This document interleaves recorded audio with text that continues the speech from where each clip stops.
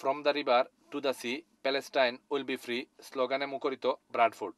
গাজাবুকি ত্রাণবাহী জাহাজে নারকীয় হামলার প্রতিবাদে ব্রাডফোর্ডের ইনফার্মারি ফিল্ডে অনুষ্ঠিত হয় এক বিক্ষোভ সমাবেশ ও বিক্ষোভ মিছিল।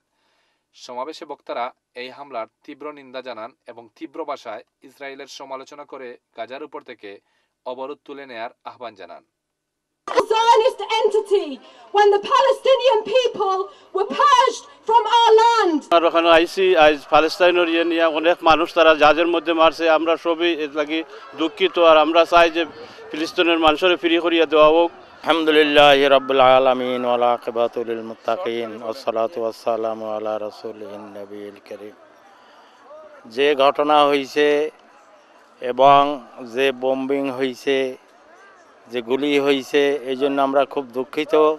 এটা মানবাধিকারের লঙ্ঘন।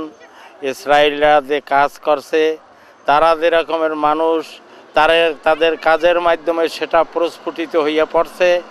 আমরা আজকে মিছিল করছি, আজকে এইটার প্রতিবাদ জানাইলাম, এইটার সুষ্ঠু সমাধান এবং উপযুক্ত দৃষ্টান্তমূলক শাস্তির দাবি করতেছি।